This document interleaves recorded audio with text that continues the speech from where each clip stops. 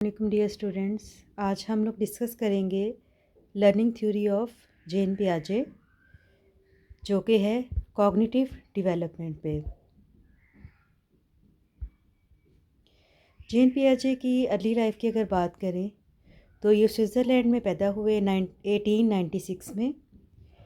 He was interested in natural studies from early childhood and then he is called as father of developmental psychology.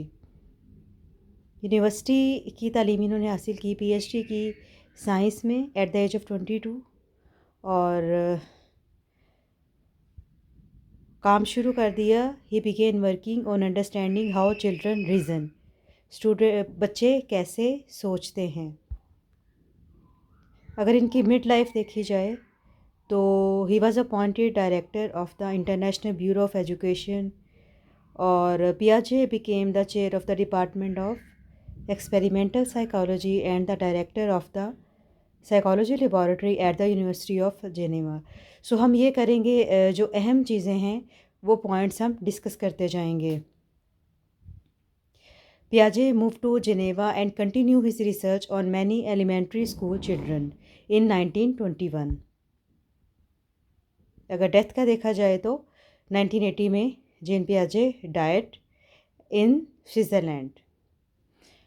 जेन पियाजे ने 60 books लिखी and countless research articles.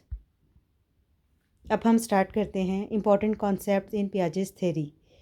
Piaget identified 4 factors, for example, biological maturation, activity, social experiences, and equilibration, and explained how this process work. अगर हम जेन पियाजे की theory और इसके important educational concepts की तरफ देखें तो इसमें सबसे है मैच्योरेशन है। जेन पियाजे ने मैच्योरेशन के प्रोसेस को स्टडी किया, अनफोल्ड किया कि कैसे बायोलॉजिकल चेंजेस होती हैं that are genetically programmed.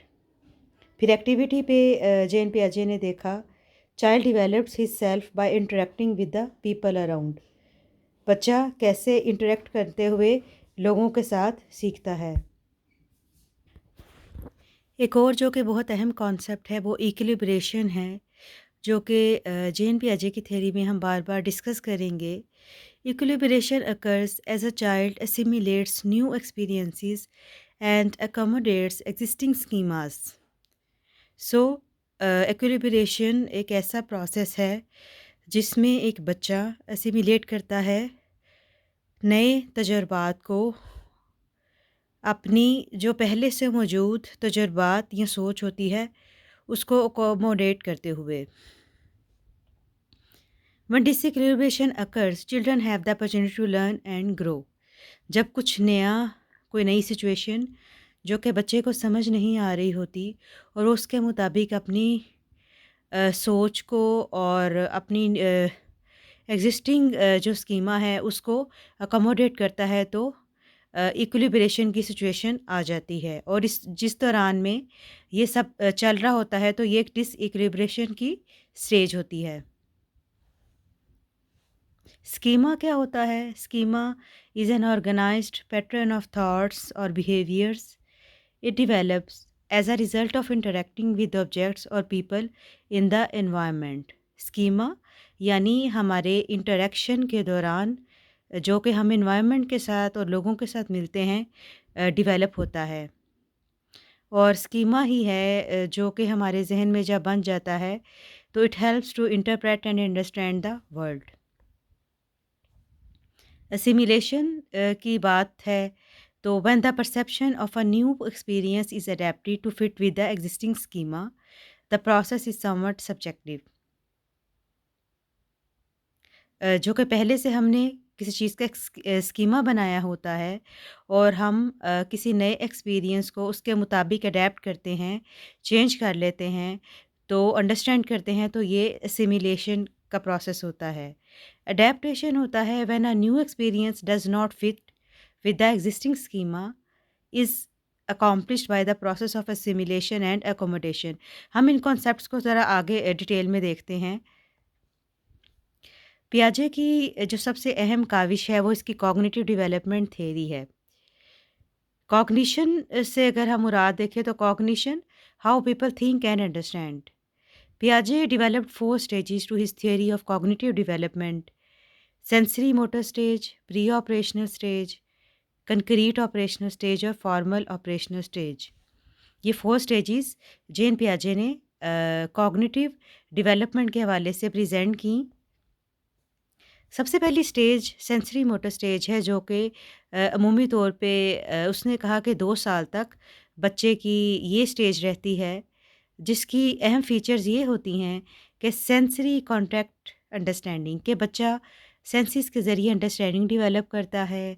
Child explores the world surrounding them using its senses, initially sucking, grasping, reflex and moving on to reaching for objects out of reach.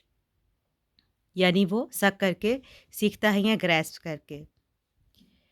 इस stage की सबसे अहम feature object permanence है, जो कि initially the baby can not understand a object exist out of sight. As the baby reaches around 7 to 8 months, a child will begin to understand the object person still exists when out of sight. यानी कि ये 7-8 माह का बच्चा ये understand कर सकता है कि अगर एक चीज़ हटा ली गई है तो अभी वो एग्ज़िस्ट करती थी यहाँ पे। इसमें बच्चा ट्रायल एंड एरर लर्निंग से सीखता है। ऑल गोल डायरेक्टेड एक्शंस होते हैं। प्री ऑपरेशनल स्टेज 2 से 7 साल की उम्र तक होती है। इसमें सिंबॉलिक थिंकिंग होती है। Toddler can understand the use of symbols and language. Obviously language development इसमें स्टार्ट हो जाती है। वो सिंबल्स को भी इस्तेमाल करता है, लैंग्वेज को भी, और उसकी बात भी किसी हद तक समझी जाने लगती है। एनिमिज़म, ये अहम फीचर्स हैं इस स्टेज की। एनिमिज़म है, ईगोसेंट्रिज्म है, इरिवर्सिबिलिटी है, इनएबिलिटी टू कंजर्व है। Animism, child understands bad table believes inanimate objects have feelings as they do. बच्चा समझता है कि वो चीज़ें जो कि जानदार नहीं हैं वो भी फीलिंग्स रखती हैं। ईगोसेंट्रिज्म में बच्चा सोचता है कि जैसे मैं चीज़ों को अंडरस्टैंड कर रहा हूँ, the way I am understanding the world, people इसी तरह से चीज़ों को देखते हैं जैसे मैं देखता हूँ। इरिवर्सिबिलिटी का कॉन्सेप्ट हम ज़रा आगे अच्छे तरीके से समझते हैं, और वो कंज़र्व नहीं कर सकता। कंज़र्वेशन क्या है? ये एक छोटी सी एग्ज़ाम्पल मैंने लगाई है। The awareness that a quantity remains the same despite a change in its appearance. मतलब बच्चे को प्री ऑपरेशनल स्टेज में ये नहीं पता होता कि ये अगर अपीयरेंस ग्लासेस बड़े हों या छोटे, लेकिन अगर क्वांटिटी सेम ही रहेगी, अगर मैं इनमें इरिस्पेक्टिव के किस साइज़ के ग्लास में कौन सी क्वांटिटी या कितनी चीज़ मैंने डाली है, दोनों में अगर बराबर डाली है तो फिर इससे कोई फ़र्क नहीं पड़ता कि एक गिलास बड़ा है तो उसमें क्वांटिटी ज़्यादा है या एक छोटा है तो उसमें कम है। ये बच्चे की कॉग्निटिव लेवल इतना नहीं होता अमूमी तौर पे, जो कि पियाजे की रिसर्च कहती है। प्री ऑपरेशनल स्टेज की एक और लिमिट होती है कि बच्चे बहुत ज़्यादा ईगोसेंट्रिज्म सेंट्रिक होते हैं स्टेज पे भी, जैसे कि ये आप देख सकते हैं।